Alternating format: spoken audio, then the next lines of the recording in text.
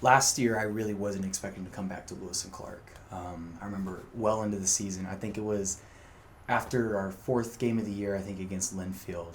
I was still very much of the belief that I was looking at other schools around the country, like truly around the country.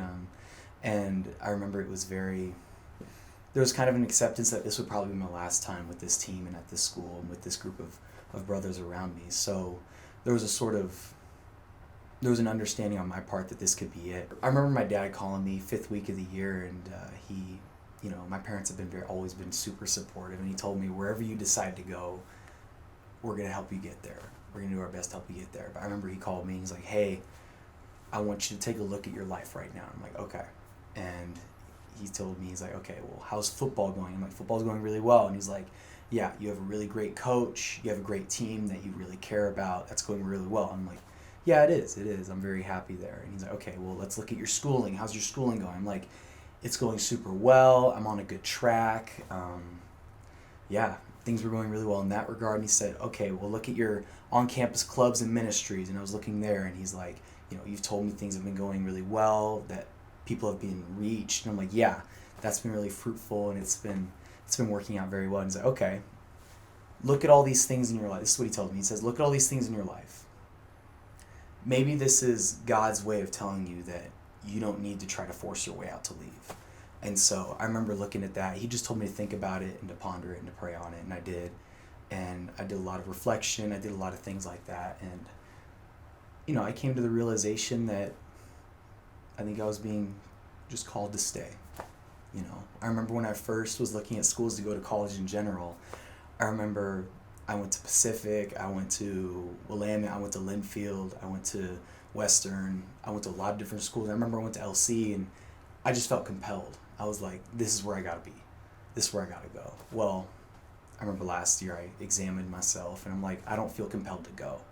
So I ended up looking at LC's program because I really hadn't even looked at it. I graduated with a bachelor's in international affairs, and LC really only has education for its grad school. So at first I didn't consider it, but I looked again, and I feel like I looked at their administration program for higher ed, and I thought that could be really fruitful and useful for what I want to do. So I ended up looking at that and feeling like, this could be it. And yeah, I ended up coming to the realization that I got to stay and I got to come back. And so I'm currently enrolled in the grad school's higher ed administration program, and I'm also doing football one more year with LC.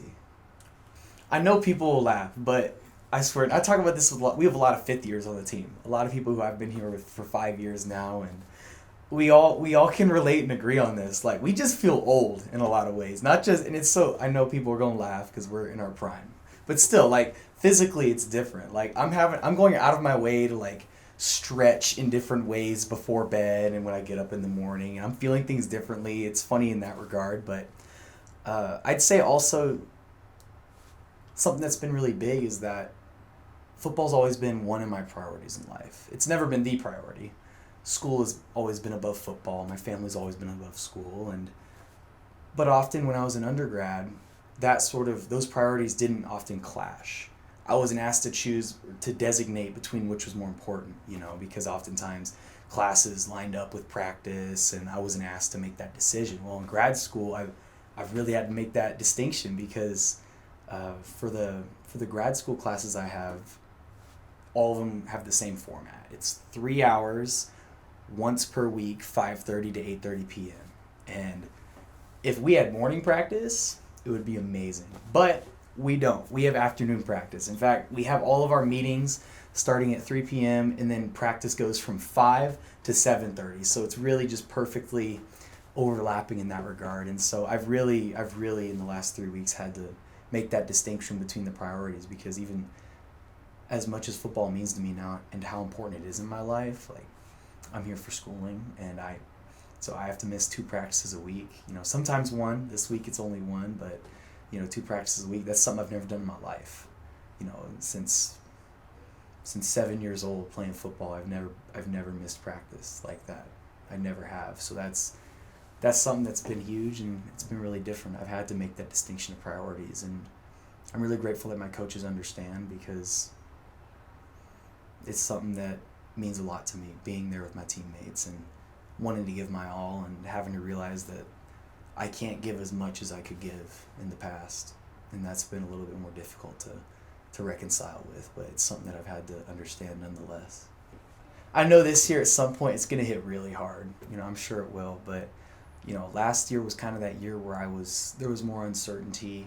I was planning on doing football elsewhere if I switched schools, but even then that wasn't a guarantee. I knew no matter what, last year I felt it would be the last time being with, my friends in that manner, all those friends and coaches that I've made and grown close with. So last year was a big year for me, like making that sort of a deep understanding and just understanding that this is it. And so, I kind of went through that last year. And so I feel like I've done a little bit of that work towards this year, but even then I know it'll hit me, and I guess it just comes to, life's in seasons. Every moment in your life is a part of a season, and every season is a different length. And I know, and I can feel it too. I can feel it in my heart, in my spirit, and in my mind. Like, I know I'm at the end of this. This is it. This is the last part of this season of my life. And even though I'm going to miss it dearly, and I know I'm going to cry at some point. I'm probably going to cry a lot. I cry a lot. But I know that once it's over, I won't have regrets. Now, there's things I wish I could perhaps do differently, but I know I won't have regrets over the amount of effort and heart and care I put into this, because I know I've given my all. And I know when you give your all to something, it's easier to accept the outcome, because you couldn't have done much different.